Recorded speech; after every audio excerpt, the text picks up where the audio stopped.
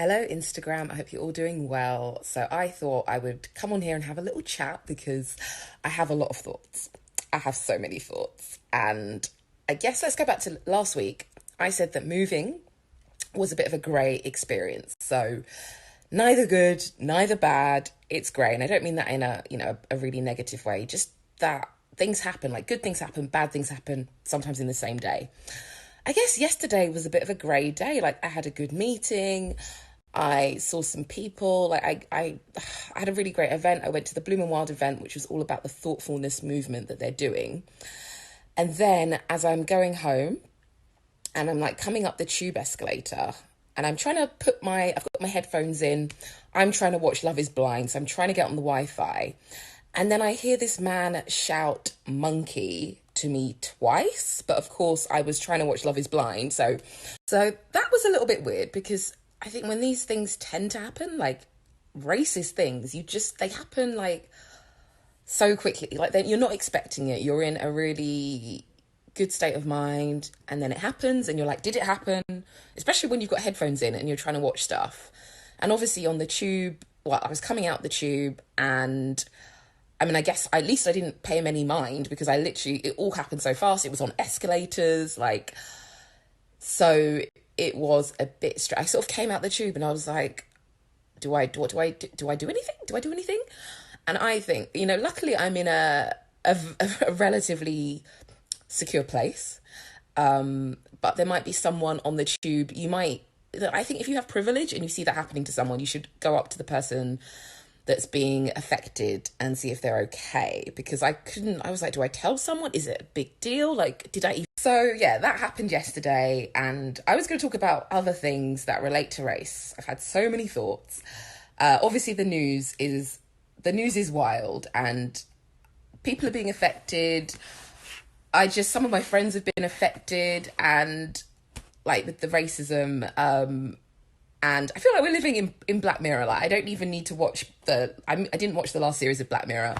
We are living in Black Mirror. We are living the history textbook. So if I have a child or a grandchild and they're like, what the hell was going on in 2020? I'll be like, let's sit down. I'll show you my old iPhone. And I think we're being derailed by algorithms and our own egos. Now, this is all just coming out right now. And I'm finding it, especially Twitter, because I tried to ban myself from Twitter and now I've gone back to Twitter and I'm finding it again grey. Twitter is hilarious, but Twitter is also extremely depressing and distressing. So yeah, I'm going to read this. So basically when I flow, I have notes and then I try and improv off the notes. So I'm going to read my notes. So I've put social media is here to stay. It can be positive, but it can also be negative.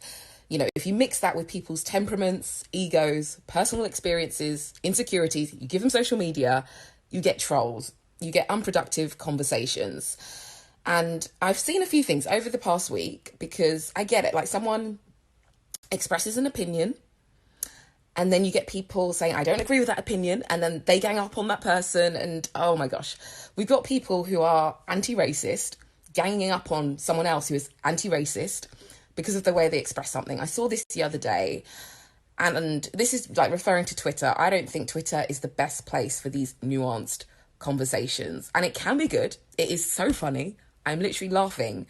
But then I'm like, again, like Twitter, it can be hilarious. So that article refers to the diaspora wars between Black UK Twitter and Black French Twitter. So apparently Black UK Twitter is Top Boy Twitter. Black French Twitter is we beget Twitter. So this is hilarious. I like the fact. I think the best thing about being black is that we kind of we respond to quite actual like distressing things with light relief. It's kind of like the only way. So I've read that and I kind of think it makes so many interesting points, this article, about the fact that we have different experiences. Obviously in the UK we have there's a lot. I think obviously a lot of these European countries colonized other countries, but it's just different in the UK. The experience is different, the history is different, and in Europe, it's different. I can't. You can tell I haven't prepared this because I'm just like, it's different. I don't know what the answer is, but I think it starts with compassion and empathy, because I know, like, if you're if you're insecure about something and you're not in a good place, you may take that out on someone else. So I saw someone on Instagram who I follow. She's great.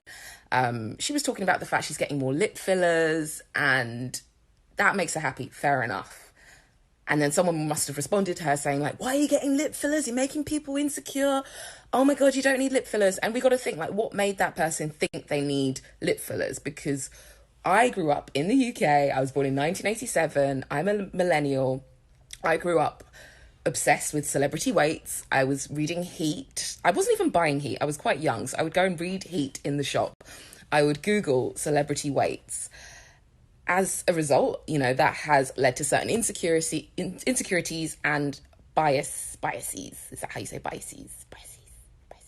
You understand the points I'm trying to make, and that we need... I just see so many arguments between people who are on the same side, and I'm like, we just...